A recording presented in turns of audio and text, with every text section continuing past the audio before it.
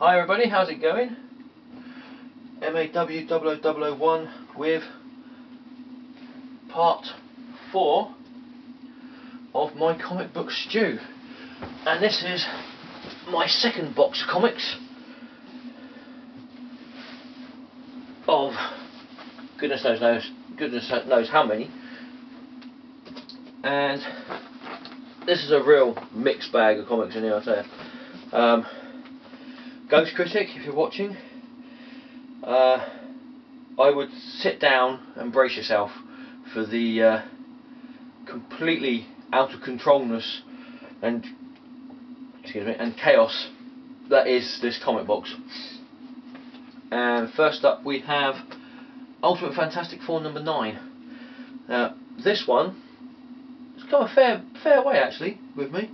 I used to have a complete run from issue 1 to around about, must have been late 20s, early 30s of this comic, and then I just got bored of it, which is unfortunate because just as I stopped reading it, they brought out the storyline where they had the zombies in it, which I think I managed to pick up some of those comics, but not all of them. But anyway, this was the only one I was missing out of the complete run that I did have at the time, and couldn't find it anywhere in the UK. Tried the internet, nope. Tried eBay, nothing. Local comic book shops, nada. Zip, zilch, kaput. You know, nothing at all. And then I went on holiday to Holland, to the Netherlands, and I went to a comic shop in a town called Utrecht there in Holland, and there was this really good comic shop. At this moment in time, the name of the comic shop actually escapes me, but as soon as I've done this video I shall put down in the description section the name of it if I can find it on the internet. Really good comic shop. If you're in Holland, if you ever go on holiday to Holland and you're looking for comics, go to this comic shop in Utrecht if it's still there, because they are absolutely fantastic. They speak perfect English there, a hell of a lot better English than my Dutch is anyway.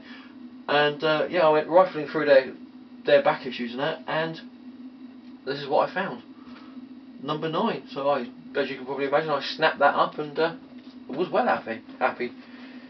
And what we have here? Oh, yeah, really nice cover for Power Girl number 2. Lovely painted cover there. So Adam Hughes one.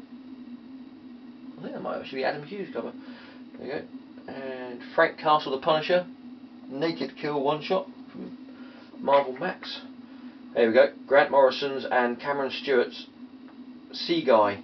This is the second miniseries, and it's The Slave of Mickey Finn. This is issue 2 of 3. A brilliant series of comics that DC brought out.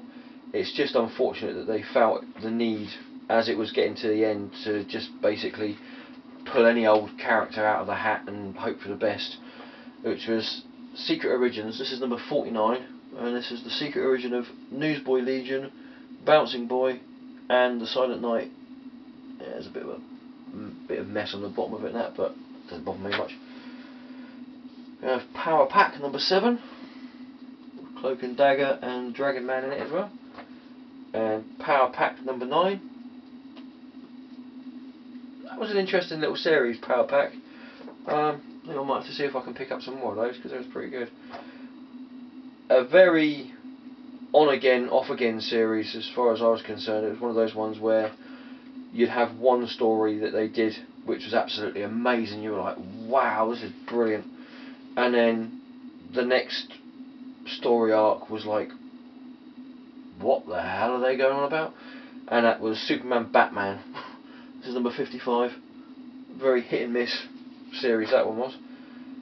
Next up we have, this was in 1997, and Marvel Comics obviously wanted to make a bit of extra cash on their comics, I suppose. So they decided to bring in the flashback comics, or the -1s, which I suppose in comparison to today it's a bit like the .1s. Some of them are worth getting and some of them are completely useless and pointless and don't bother. This one is Peter Parker Spider-Man, issue -1. It was an okay one. It was an alright one. It's one of those middling ones. And Thunderbolts, number 128, second print variant cover.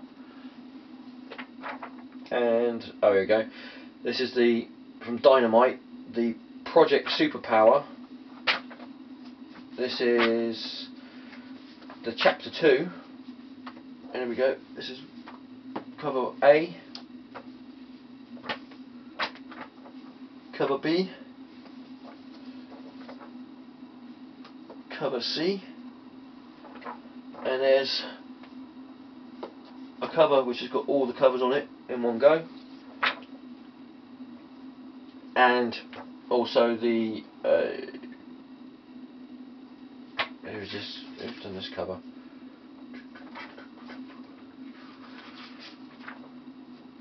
This is the Stephen Segovia cover. Is it okay? Yeah, it's okay. Yep, right, let's put these ones down.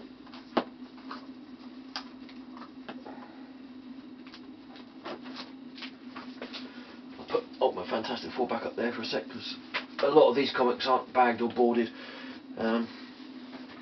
If I bagged and boarded every single, I wish I could, but if I did, I'd end up making myself near enough bankrupt, I think, with all the comics I've got that ain't been bagged and boarded. And here we go. This is the, what is it, Dreamwave Productions. Remember, anyone remember Dreamwave? Are they still going? Anyway, this is the Transformers Generation 1 series that they brought out. There's issue 4. Issue 3 and issue 1 with a wraparound cover, pretty snazzy. And you've also got Transformers Armada issue 2 and issue 3. Transformers are one of those comics that I never really got into. I think I just picked them up because they were in a bundle as usual, and yeah, it's just one of those things. I've read them and they're okay, but I prefer the cartoons rather than the actual, the old Transformers cartoons.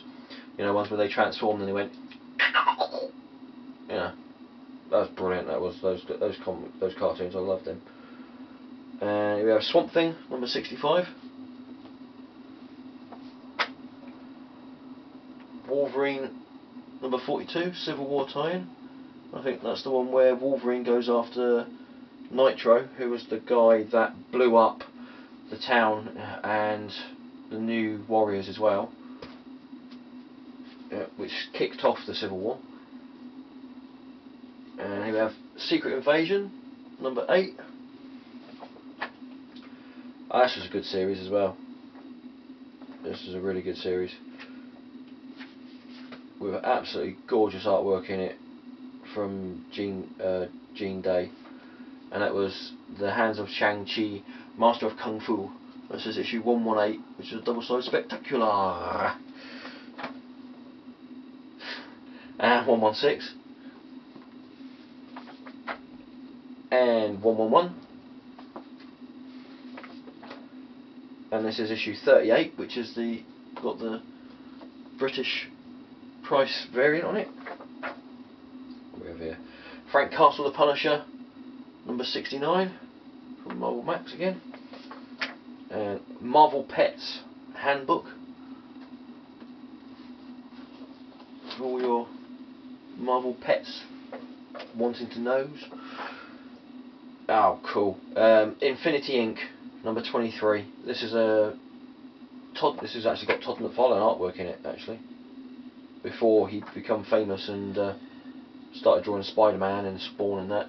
This is a Crisis on Infinite Earths crossover issue, and slowly getting a complete set of that. Just one of the previous videos I've done, I showed you I've got Amethyst number 13, which is also a Crisis crossover issue. So getting there. Hopefully by the end of this year, this time next year, I should have a complete set of that with any luck.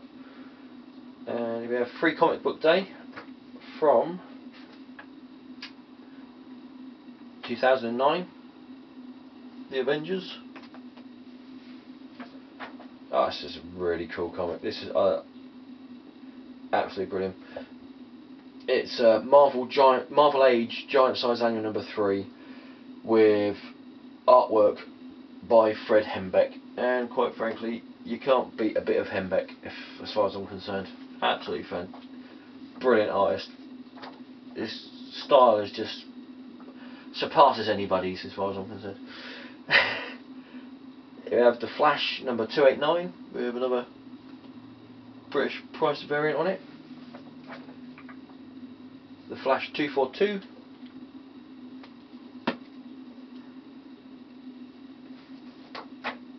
Fringe number 1. Wolverine Annual number 2. And Justice League of America number 29 with the Faces of Evil cover, which is this issue, Starbreaker. So there you go. Ooh. Try not to damage the comics. There you go. And we'll put that back up again for a backing bit. And on to the next lot, which contains, yes, in Marvel Comics in 1984 they had 1 month where they had the assistant editors. The assistant editors basically took over the comics and edited that comic for that month. Sometimes with hilarious and sometimes with absolutely mind-boggling results. This one is the New Mutants number 11 assistant editors month issue, and here we go. This looks like this could be my Swamp Thing box actually. We have Alan Moore's Swamp Thing number 51, or one of my Swamp Thing boxes anyway, number 55. Number 53, starring Batman. I think people who say that they didn't like Alan Moore's Swamp Thing or Alan Moore's writing in the 80s either haven't read it or they just don't get it. And I think if you don't get it, you'll never get it. It's one of those things. Alan Moore's like Marmite. You either absolutely love him or you absolutely hate him. I don't think there's any middle ground with Alan Moore. What have we got here? True Stories, Fantastic Four number 2. Mini-series there. More Swamp Thing. More Alan Moore Swamp Thing. Number 48. Go here. This is the Dynamite Entertainment Comics Superpowers. Number 7. End of chapter 1. And we have... this is pretty cool. This is the sketch. The sketchbook for Project Superpowers Chapter 2. So you've got some really nice Alex Ross sketches in there.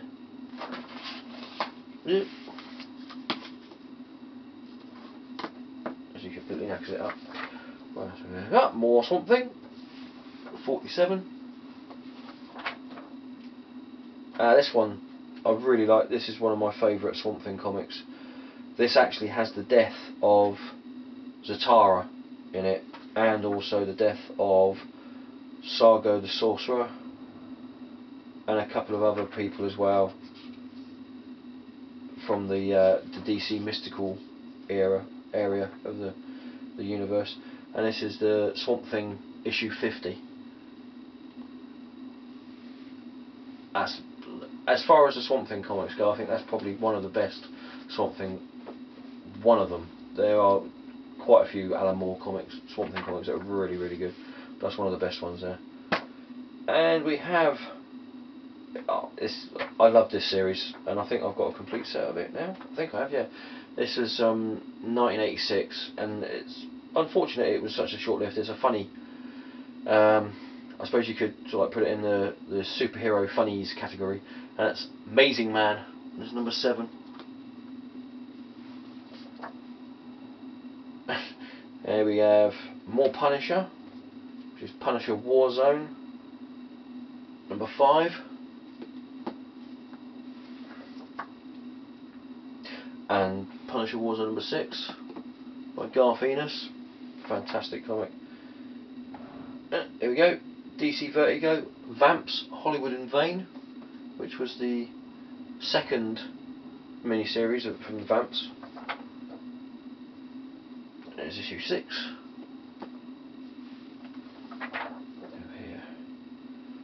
From Epic Comics. I picked this one up by the looks of it from a charity shop in. This would be the charity shop in Southampton. This is the Oxfam in Southampton. I know that because the idiots put price stickers on the comics. This is from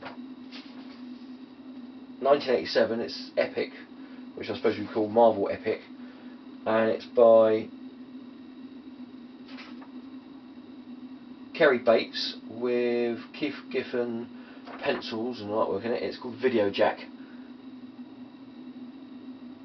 and this is number 1.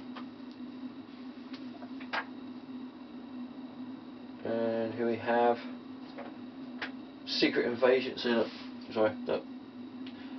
A word of advice: anyone who works in a charity shop or second-hand shop or anywhere, if you're selling comics, do not put the price sticker on the comic. Otherwise, I will come round their house and I will put a Battle night dress. Right? Don't do it again. Bloody idiots. Anyway, Secret Invasion. Who do you trust? This is the variant edition, number 1. That's nice black and white cover there. I think it's the Wizard. Is it Wizard variant? There we go. Thor number 11 from the short-lived 3rd series before they changed it, renumbered it to 600. And Justice League of America number 26. And Vamps Hollywood in Vain issue 2. And issue 3. And I think we shall leave it at that for the time being.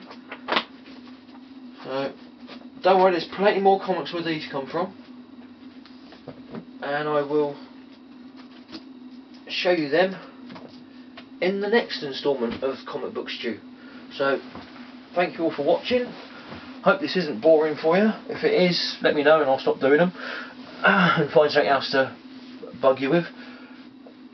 Yeah, thanks for watching. Hope you enjoyed it, and hope to see you again soon. Ta-ta for now.